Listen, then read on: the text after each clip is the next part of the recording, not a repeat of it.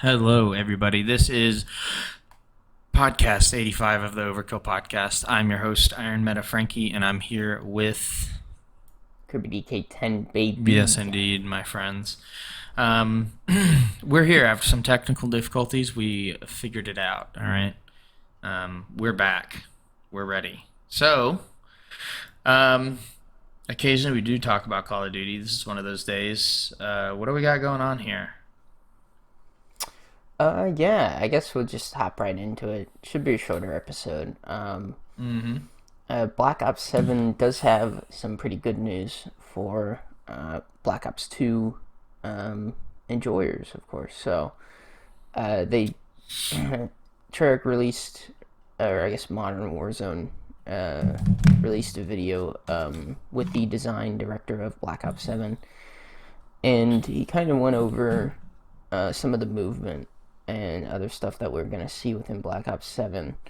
And so there is no jetpacks, apparently. Let's go. Within the multiplayer, which is a good thing. For me, yeah. I'm excited. But there is sort of, he says there's not really wall running, but there's more wall jumping. And you can jump apparently up to 3 times. Although the first wall jump will be the biggest, I guess, movement change. It'll be like, you wall jump first time, it'll be a large jump. The second time will be smaller. The third time will be an even smaller jump. So it's not going to be like, to me it sounds more like it's going to be kind of like bunny hopping. Yeah, it'll probably like half each as time. you go. Yeah, as you go, it'll just, I guess, lessen your movement. And one thing too is, people asked if there's going to be shipment in the game, and he just said wrong studio. So, no shipment. So sad. Oh, well, there you go, yeah. And then someone asked, can we get BO2 remasters that we haven't seen before? And he says, yeah, you can. So Okay. he has confirmed that there is going to be more Black Ops 2 remasters. Obviously, we know Raid's coming back, and I believe there's a couple other maps. I know Nuketown, obviously, but that's been in every game, so yeah. I'm assuming Standoff is going to be remade because that has been remade in like every game. Yeah, of course. I mean, you're never going to get away from Standoff. I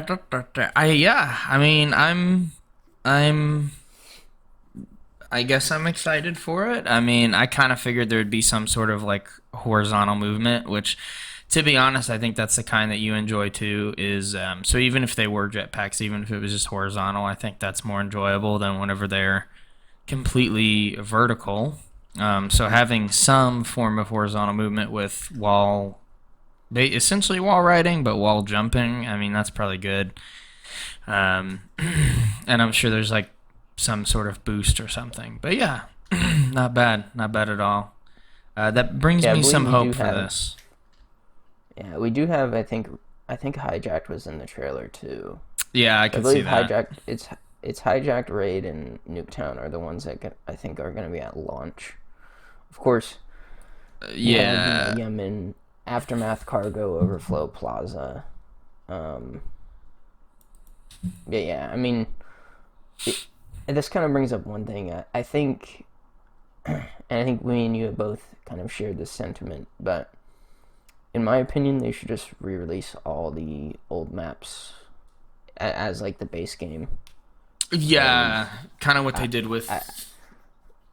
like, Modern Warfare 3 to me was a good game because of that. Mm-hmm. Because all the maps, even though I didn't play the original Modern Warfare 2, having those like iconic maps and the maps that were designed to be good, I feel like helped the game out a lot. I feel like nowadays they don't know how to make maps anymore.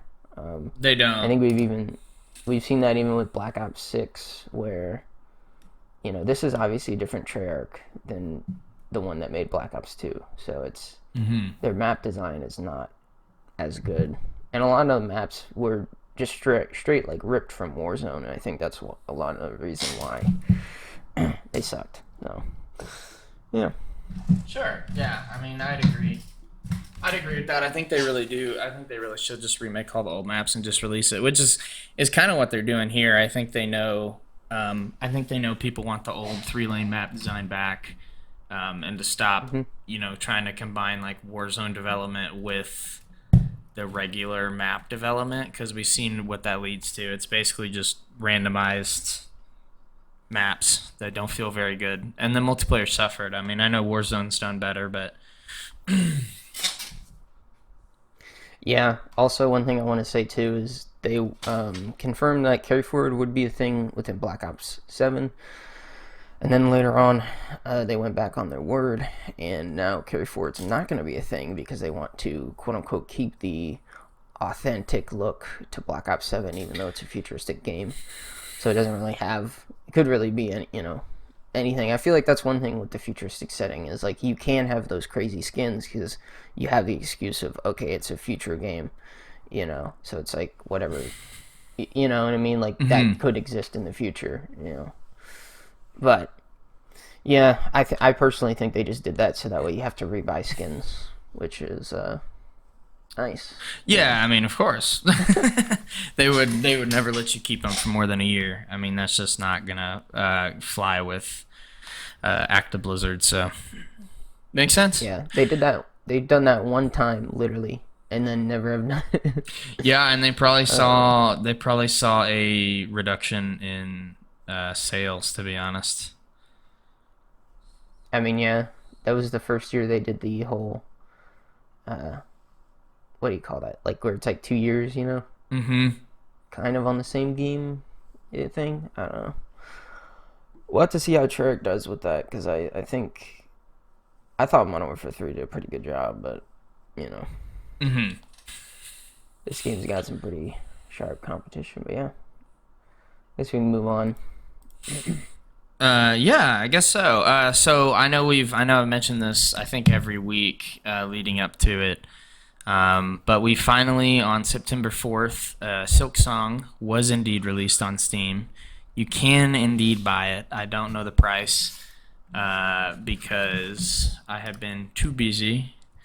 But what I do know is it plays a lot like the original, and you can buy it now. It's something I constantly hear about other places, even in real life with people that play games. Outside of that on Discord and everything as well. Everyone is just really, really hyped up uh, for this launch. And it crashed Steam actually whenever it came out, which I think is funny. It's $20. It crashed Yes. Steam whenever it came out, which is kind of hilarious. And yeah, you play as Hornet instead of Beetle Boy, and you have completely different move sets. It's like you saw in the first game. She has a lot of her move sets that she used against you, just ported over. So that's pretty dope. And yeah, I don't know. Do you know anything about Silksong or not? Nah, not really, but I mean, it looks pretty good. It does. It looks Could really you dope. could you play it as this like bug in the original? No. Or no, is it like She okay. was a enemy in the original, or kind of a frenemy, really. Okay, Hmm. I see. I don't know the entire story because I never beat the original.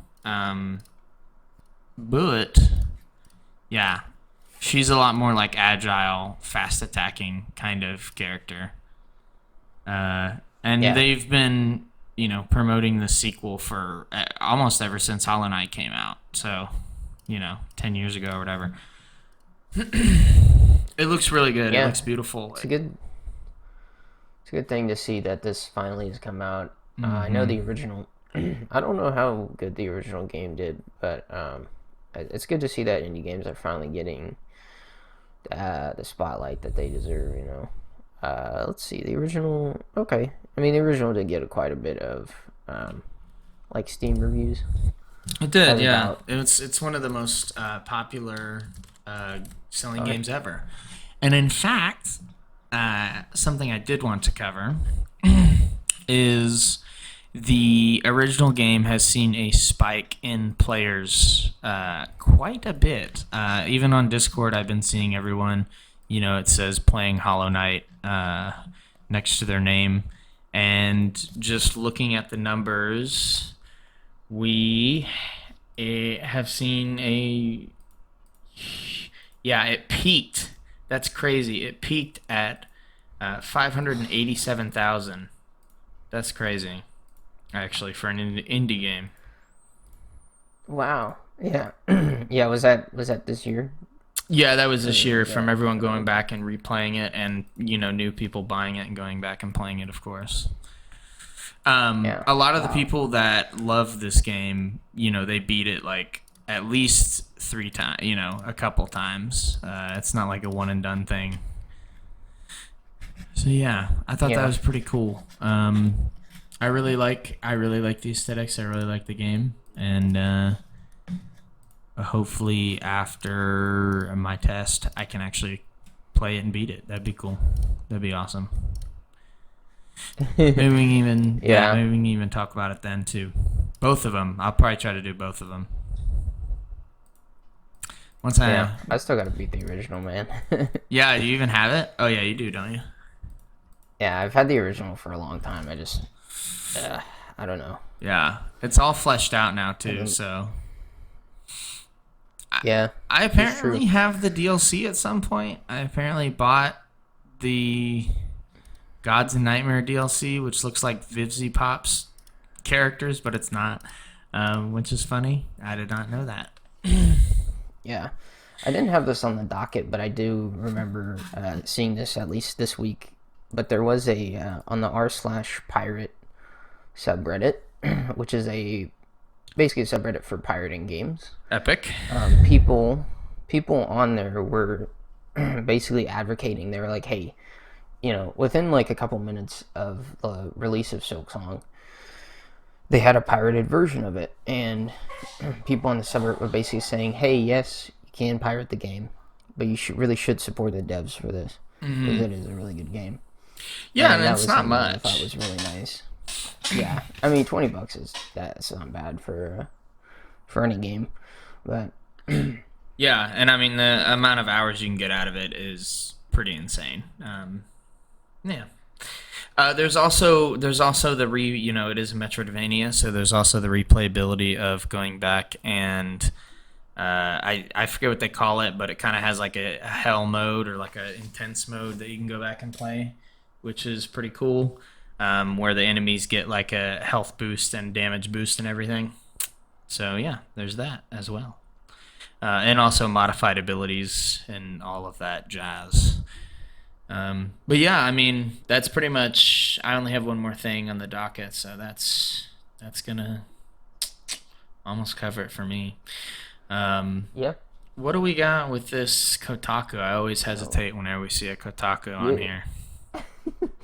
So, Makes me nervous. one of the best PC games ever, and 10 others are free with Amazon Prime this month, baby. So, I believe it's Civilization 4 is going to be available if you have Amazon Prime, as well as right now Dungeons and Dragons Ravenloft series with a GOG code. I don't know what that. I don't know what that means either. Okay. Into the Breach and Civ 4 right now are the games. There are going to be more on September 11th after Mage, Spelljammer, Tower of Time, and Subterranean Mines of Titan. Ooh, baby. And then September 18th you got Residual, you have Fate, the Cursed King, and then September 25th you have Mystical Riddles, Ghostly Parks Collection, Collector's Edition. Oh my goodness. And Pixel Cafe on the Amazon Games app, I guess. Okay. These are all GOG or Amazon Games app. One is on Epic Store. I don't know. I didn't even know Amazon had a what do you call that? A store for games, but I guess this is a cool thing if you have if you got Amazon. honestly, I think Meta, you have Amazon, right? I do. That's I pretty might cool. just I've pick never up used their game 4. thing. I might want to pick up Civilization 4. I don't know what GOG is though. I do not remember. GOG.com. Okay, it's like a PC. It's kind of, I guess it's like G2A kind of. Oh, Basically, that just I do another know. PC Yeah, store. yeah. It's another Yeah. storefront. Okay. Yeah. I thought Bro, maybe you were like talking about a game. Even on this store, Silksong is the first thing that's up. Dude, I bet. I mean, um, there are lots of people that use GOG as their, you know, interface or whatever, their place to get games. So not surprising. Not surprising at all. yeah. Um, I just kind of wanted to say, like, why do you think these companies are doing this, like, giving out games for free? I mean, I guess with Amazon Prime, it's not really free, quote unquote, but like, we even saw this with the like Borderlands 2 was free at one point on Steam, and there was a couple other games that were free. Um, is this just? Do you think this is just a strategy to get people to play the old games and get hyped for another newer one? Like, what is the? Well, I think it's a few things. I think it's, as we've discussed, as we've kind of covered before. I think it's a way to get people to switch over platforms because Steam is such a dominant force. I mean, we saw it a lot with Epic Games, and of course, more recently with I guess GOG and Humble Bundle used to do it as well. But essentially, they give out games for free to get you to use their platform, which is one way to do it, I suppose. But then you have people like me that'll just log on, claim them, and then maybe you never play them again, or I just take that key from my account. So I know that's part of it. It's to try to get people over to your platform, and Steam does it, even though they're the dominant one. They do it to kind of compete, I believe, and be like, hey, look, we're giving out free games too. So I think that's part of it. I think there's a benefit on the storefront, and then I think there's the benefit on the developer side is you get to build up a fan base for your future games, and you get to build up a fan base for any future games in that series. It does seem that would be the only benefits that I can think of. Building up goodwill and getting people hooked, but that's about it. I mean, is there any more you could think of? That's all I got. Nah. No, not really. I don't know. And I assume it's literally free. Like, it's probably even the devs just, you just switch the number to free and then Yeah. make a deal with whatever platform it is. Because I know sometimes Or maybe it's an exclusive on that platform for free. Yeah. Or it's like a thing where it's like they give it out for free and then the DLCs are not free. Oh yeah, that's I possible. mean, that could be the other thing too. Yeah. But, I never thought about that. That's a good point. Good point. Wow. Looking through GOG and they have a lot of porn games. I'm just kidding. Oh boy. All right. It's not good, bro. I guess we got To be fair, Steam has a lot too, so. Yeah, I mean, of course. I guess we can move on to the next one. I do want to do this. I think we'll do the Switch 2 last because I don't have too much on that. Yeah. Yeah, the former boss of Bethesda Publishing, Pete Hines, I think is how you say his name. Mm-hmm. He basically was criticizing the Xbox Game Pass, and he doesn't like it, bro.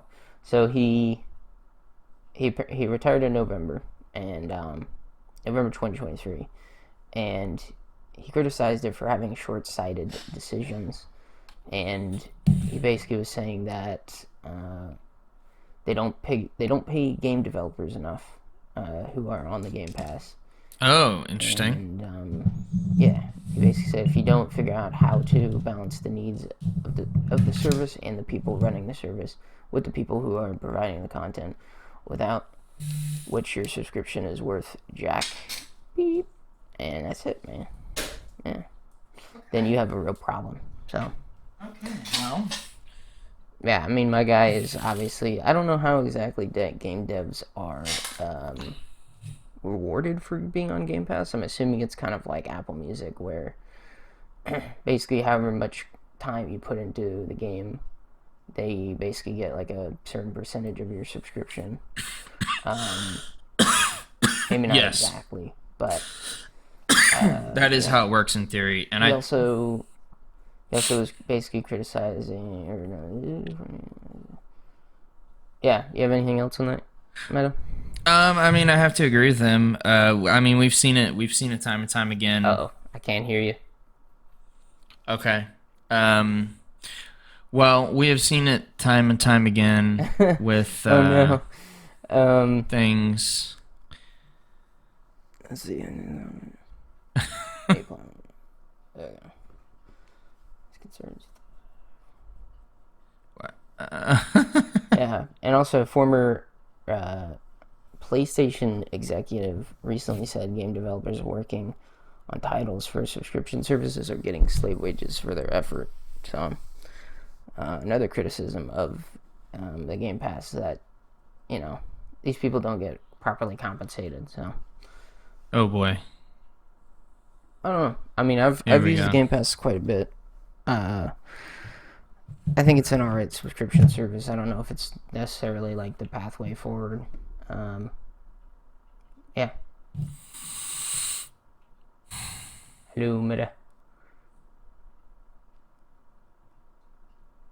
Uh-oh. Well, Technical difficulties. Yeah, I guess so. I don't know. Fuck it. Yeah.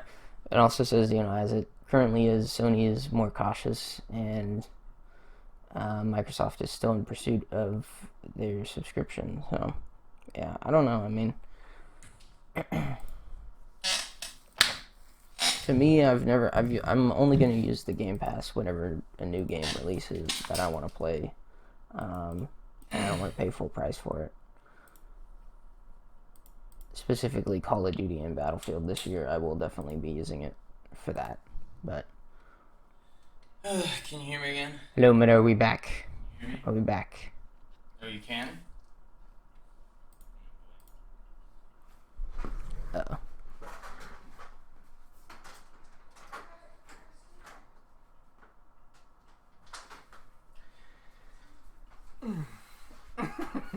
It's all right. We fixed the technical difficulty.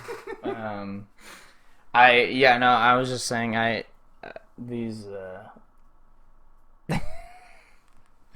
devs, I mean, he makes a good point as far as balancing the the needs of the publishers and developers on these third-party platforms, as far as GOG and Epic Games and everything. It does work like Apple Music, where you get the subscription. They get money for you essentially playing the game, and they get like a fee, or I assume they get a little bit of the cuts for whatever. I don't know if it's like based on how much time you play, or if it's based on if you download the game. Maybe they get a cut. I'm not 100% sure. Like, maybe it's based, because I know that's how Apple Music does it, is they do it off like the plays per like month or whatever, and then they send out the royalties based on that month. And I assume it's very similar for all these other platforms. He does make a good point, I guess, as far as making it worthwhile for these developers. I guess I question, I don't know, they're increasing game prices all around, but then they still throw it up on these subscription services. So, I mean, it seems like an odd complaint and a balance that they're going to have to strike with all that stuff. Yeah. I don't know. I mean, I think we kind of covered most of the. I think so. Most of the stuff. I guess we can hit on that Switch 2. Yeah, I think so. I've been yapping. We've been yapping about the Switch 2 on and off so much. And I guess I need to steal yours at some point to play and see what's going on with it. But Yeah, I've been seeing them everywhere. Like I went to GameStop, I saw a ton. I went to Target, I saw like three, which I was very impressed with. And everywhere I go, like every store, I just go look just to see like how the stock is doing in the area, and they seem to have them. So I don't know if that's because there was a big shipment of them and they're just all restocked for now and then they'll all disappear again, or if it's actually they've got a steady stream of shipments and exports going out. Well, I think it's like a combination of factors. Probably like it's like that lull in between Christmas and the release of the console, so it's kind of like in that perfect spot where it's like not the demand isn't there yet. I think as we approach Christmas, it's gonna be a lot more brutal to get a Switch. Oh, very fair. Yeah, I think there'll be probably another drought after Christmas. I didn't consider that. Yeah. Especially because I know I've been talking to to people or like just watching other chats, lurking, and they're always like, "Yeah, my son wants one. I gotta find it," or my niece wants one, and I gotta find one. Like, I'm cooked. So it's been interesting, but yeah, I just wanted to throw that in there, and I don't know if anyone else has noticed that, but increase in stock, which is good because I'm waiting to pass my exam and then I'm gonna pick one up, but I'm excited. Yeah. That they're in stock. Honestly, it'll probably be better to pick one up at that point because I think the Kirby Air Ride game will be out by then. There'll be a lot more games out. Right. Right now, I think that's like the biggest thing with the Switch 2 is like you basically have Mario Kart and you have Donkey Kong, and that's it. Mm-hmm. I don't know. I feel like they needed a little more games. Well, and plus with you being so close by, like I always assume if we're ever gonna like play multiplayer Air Ride or something, we'll just hook it up to the TV or whatever. Like, to be honest, it's not like a super urgent thing for me that I just have to get one. Yeah. I guess that's about it for the episode, boys. It is. Technical difficulties aside, we closed it out. Let's go. Typical. But yeah, a little special spicy one for you. That's about all I got. Yep. I think it's your boy, Kirby DK10. It's your boy. Peace.